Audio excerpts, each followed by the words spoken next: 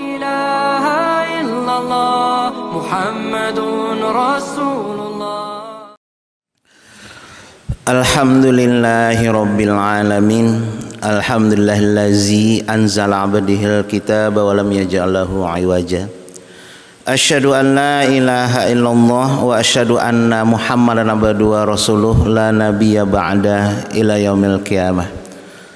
Allahumma shalli ala Muhammad wa ala alihi haqqa qadrihi wa miqdaril azim. Ya ayyuhal mu'minun ittaqullaha haqqa tuqatih wa la tamutunna illa wa antum muslimun. Qala Allah ta'ala al-Qur'anil azim wa bi qouli yahtadil muhtadun. Bismillahirrahmanirrahim. Laqad kana lakum fihi uswatun hasanatun liman kana yarjullaha wa yaumil akhir wa zakarallaha katsira. Kaum muslimin yang berbahagia, kita bersyukur Allah masih memberikan kesempatan berupa usia, kesehatan dan kesempatan sehingga kita bisa melaksanakan salah satu kewajiban kita, itu sholat Jumat berjamaah. Salam dan salam kita persembahkan juga kehadiran Nabi besar Muhammad SAW yang telah meninggalkan kita Quran dan Sunnah untuk kehidupan kita dunia dan kebahagiaan kita di akhirat. Selama ini kita diajarkan atau dipahami tentang sunnah Nabi atau kebiasaan-kebiasaan Nabi dalam konteks physically. Bagaimana beliau berjalan, bagaimana beliau tidur, makan, minum. Hanya itu yang kita contoh. Kita lupa Rasulullah adalah seorang pemimpin negara Islam Madinah. Beliau diberikan mandat oleh Allah untuk memimpin umat Islam di Madinah. Ada beberapa sunnah tentang kekuasaan dan politiknya Rasulullah tinggalkan kepada kita. Itu sering kita kelewatan ya, kita sering lupa. Kita taunya makan, minum, tidur, jalan, salaman dan segala macamnya lah. Tapi uswatun hasanatun, pedoman-pedoman yang baik, teladan-teladan yang baik juga Rasulullah tinggalkan dalam konteks politik dan kepemimpinan. Yang pertama tentang masa berkuasa. Rasulullah diberikan usia di Madinah yaitu 10 tahun.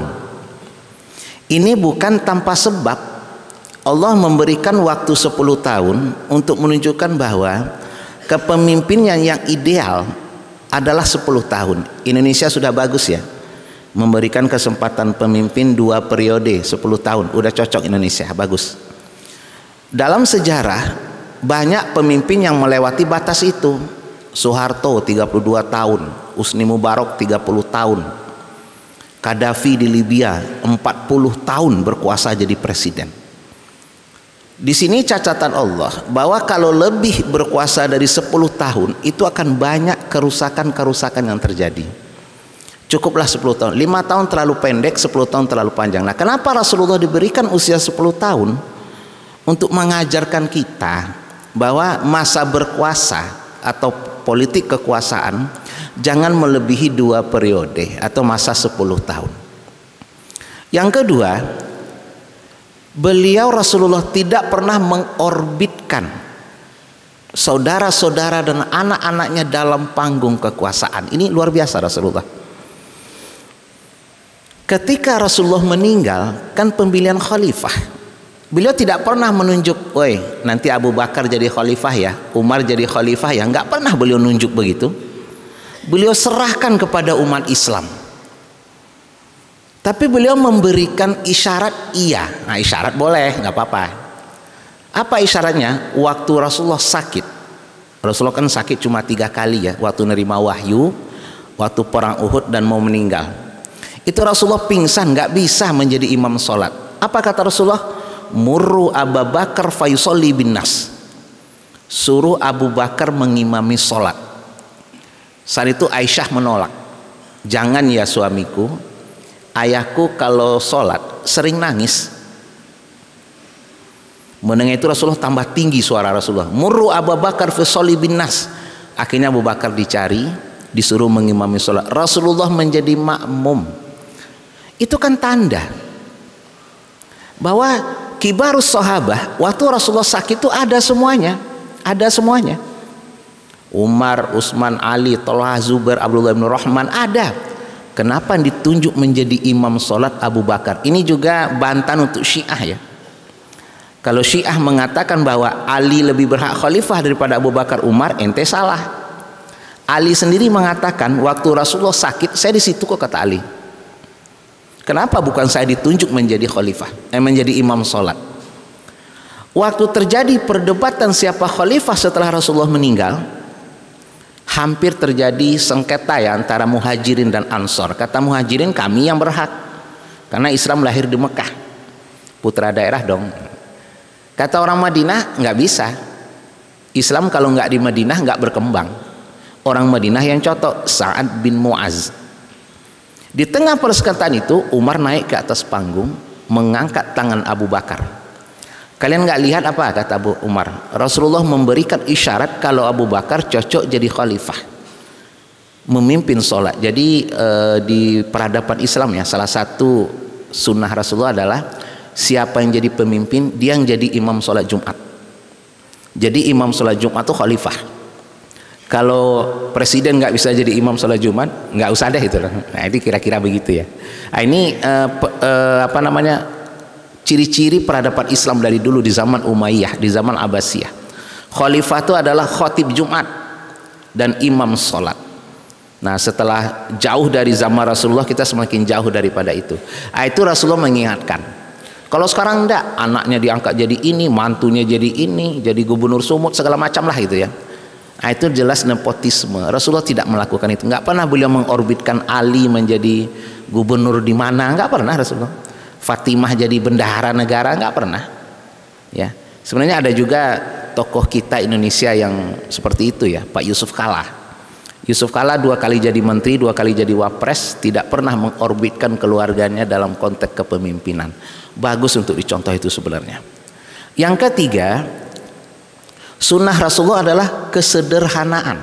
Nah ini juga sulit untuk dicontoh ya, sederhana Rasulullah memimpin. Padahal beliau kaya. Sederhana itu kan untuk orang kaya, bukan orang miskin. Orang miskin mau mentok segitu, nggak bisa. Orang kaya yang bisa sederhana. Rasulullah mengajarkan kesederhanaan. Padahal beliau kaya.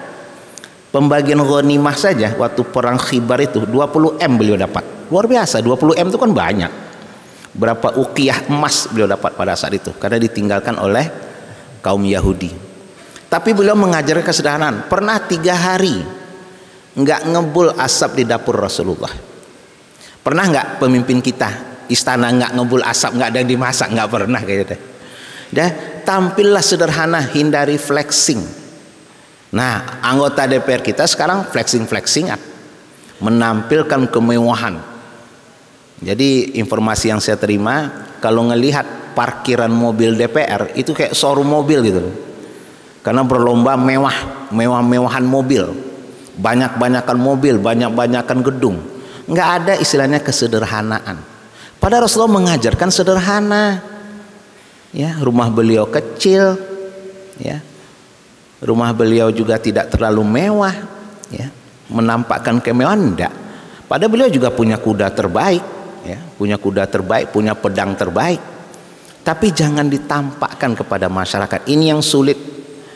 Jadi kalau sekarang ini di Indonesia ya, jabatan sama dengan fasilitas lah, keuangan. Jadi kalau orang menjadi pejabat, yang terbayang di otaknya langsung uang, langsung tunjangan. Kamu jadi rektor ya, di otaknya langsung tunjangan keluar. Itu berapa tunjangannya ya? Ya, begitu kelemahan kita biasa. Bukan pengabdian. Sayyidul ummah khadimuhum, kata Rasulullah. Pemimpin umat itu adalah pelayan untuk umat. Jadi kerjanya problem solving. Ya. Waktu Abu Bakar jadi khalifah, beliau jualan kayu bakar. Lalu Umar mengatakan, udah berilah khalifah jatah dari Baitul Mal wa Tamwil, untuk bisa beliau bekerja dengan baik tanpa memikirkan hal-hal yang berhubungan dengan uang. Nah, ini usul daripada Umar bin Khattab. Sejak itulah Umar bin Khattab juga mengajarkan kesederhanaan. Pernah suatu hari Romawi pemimpinnya mendatangi Umar bin Khattab, karena pada zaman Umar banyak tanah-tanah Romawi yang dirampas oleh Islam. Ini pasti rajanya kaya banget ini gitu loh. Rustum, namanya Rustum. Datanglah Rustum ke Madinah, ketemu seorang anak kecil. Kamu tahu nggak rumahnya Umar bin Khattab? Tahu, kata anak kecil. No, pojokan. Pergilah ke sana. Di dekat pojokan ada orang tua yang tidur di bawah pohon. Nanyalah Rustum, akhirnya dia masuk Islam nanti ya. Kamu tahu nggak rumah Umar bin Khattab? Ya itu rumahnya. Istananya, ya ini. Saya Umar bin Khattab, inilah istana saya di bawah pohon. Nah ini ya. Kalau sebuah negara punya istana yang bagus, mewah segala macam, nah itu mungkin perlu disederhanakan ya. Gaji anggota DPR perlu disederhanakan. Pada nggak mau jadi anggota DPR itu. Ini berlomba-lomba sekarang. DPR itu mana pernah mikirin rakyat. Yang dipikirin DPR itu cuma dua. Bagaimana modalnya bisa kembali dan bisa nyalon lagi di pemilu depan. Nah itu aja yang dipikirkan otak DPR itu. Nggak pernah mikirin rakyat. Rakyat itu nomor 27 lah dipikirin. Makanya kalau lagi demo-demo begitu, mereka datang. Kalau perlu naik helikopter gitu. Tapi hari biasa nggak pernah nongol juga, ya. Nggak pernah datang, gaji jalan terus. Nah, ini kan merusak sistem ya. Nah ini harus kebanyakan anggota DPR itu potong aja lah.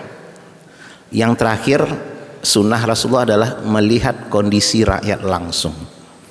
Ya, melihat kondisi rakyat langsung. Beliau sangat suka pergi ke pasar, melihat harga.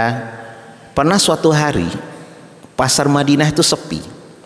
Mereka ngadu ke Rasulullah, ya Rasulullah, itu pasar Yahudi, orangnya pada curang, tapi kok pengunjungnya rame benar gitu loh. Apa yang harus kami lakukan? Mereka ngadu kepada Rasulullah.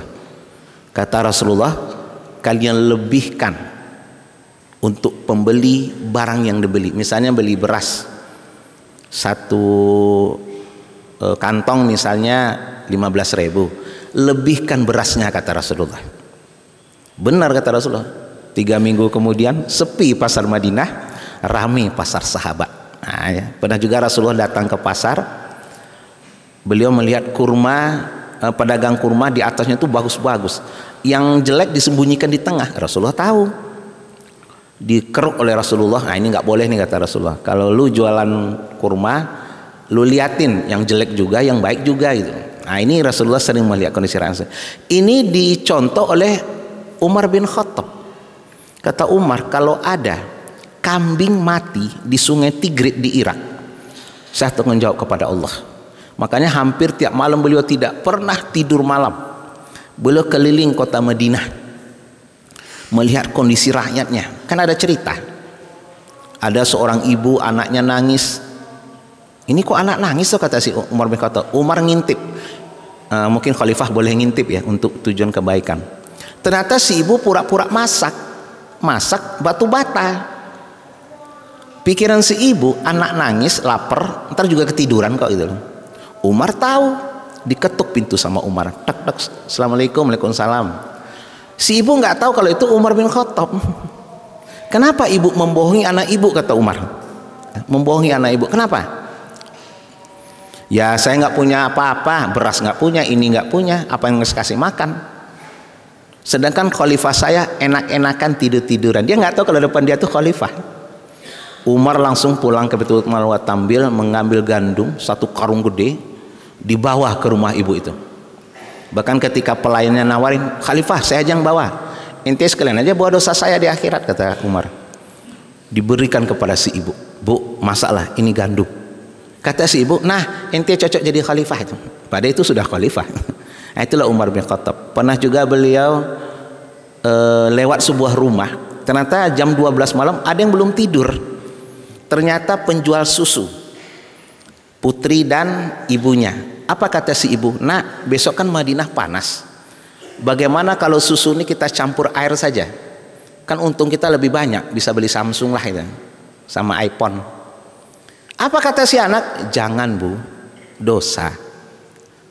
Apa kata si ibu? Nggak ada yang lihat kok, paling Umar ngorok di istana, padahal Umar lagi ngintip di luar. Jawaban anaknya luar biasa. Bu, walaupun tidak ada orang yang lihat, tapi kan Allah lihat.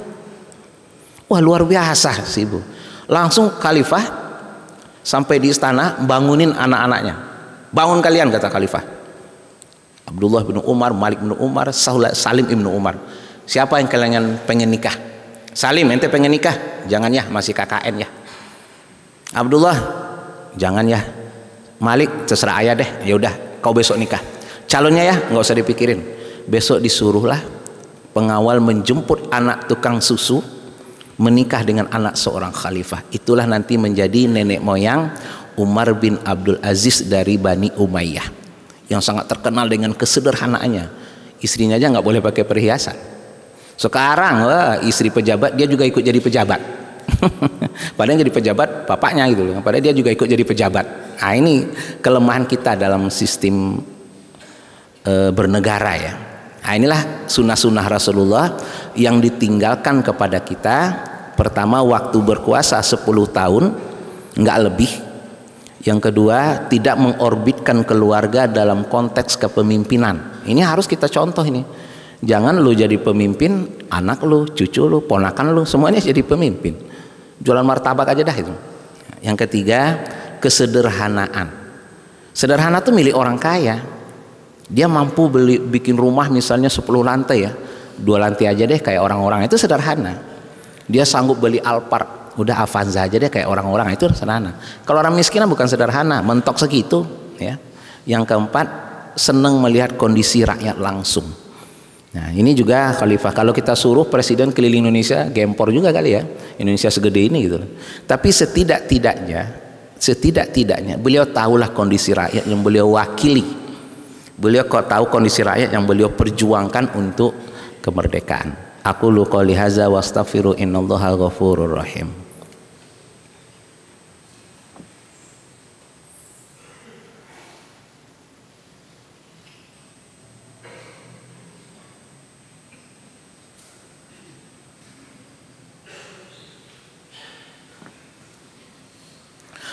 Alhamdulillahirabbil alamin wa bihi nasta'inu ala umuri dunya waddin. Asyhadu an la ilaha illallah wa asyhadu anna Muhammadan abduhu wa rasuluh la nabiyya ba'dahu ila yaumil qiyamah. Allahumma shalli ala Muhammad wa ala alihi haqqa qadrihi wa miqdaril azim. Ya ayyuhal mu'minun ittaqullaha haqqa tuqatih wa la tamutunna illa wa antum muslimun. Qala Allah ta'ala fil Qur'anil azim wa bi kulli yatadil muhtadun. Bismillahirrahmanirrahim. Wal asri innal insana lafi khusrin illal ladzina amanu wa amilus solihat wa tawassaw bil haqqi wa tawassaw bis sabr. Innallaha malaikatahu yusholluna 'alan nabiyyi ya alladzina amanu shallu 'alaihi wa taslimu taslima. Mari kita berdoa kepada Allah untuk kebaikan bangsa ini. Allahumma fil muslimina wal muslimat wal mu'minina wal mu'minat al ahya'i minkum wal amwat innaka tawwabur rahim. Rabbana zalamna anfusana wa illam taghfir lana lanakunanna minal khasirin. Rabbana la tuzigh qulubana ba'da idh hadaitana wa hab lana min ladunka rahmah innaka antal wahhab. Rabbana taqabbal minna salatana wa siyamana wa du'ana wa rukudana wa qiyamana wa sujudana wa tammim taksirana ya arhamar rahimin. Allahumma arinal haqqa haqqan warzuqna ittiba'ahu wa atina batila warzuqna tinaba. Rabbana hab lana min azwajina wa dzurriyyatina qurrata a'yun muttaqina imama. Rabbana nas'aluka nafsal mutmainnah tu'minu bi liqa'ika wa tardha bi qada'ika wa ta'na bi ta'ika. Rabbana nas'aluka afiatan fil jasad wa barakatan fi rizqin wa ziyadatan fil ilmi wa rahmatan indal mu'ammat firatan wa hawin lana fi sakaratil maut. Allahumma azilla syirka wal musyrikin. Allahumma a'izza islam wal muslimin. Allahumma ansur mujahidin fi Palestin. Rabbana atina fid dunya hasanah wa fil akhirati hasanah wa qina azabannar. Ibadallah, innallaha ya'muru bil adli wa ihsan wa ita'i dzil qurba wa yanha 'anil fahsya'i wal munkari wal baghi ya'izukum la'allakum tadhakkarun. Aqimus shalah. La ilaha illallah Muhammadun Rasulullah.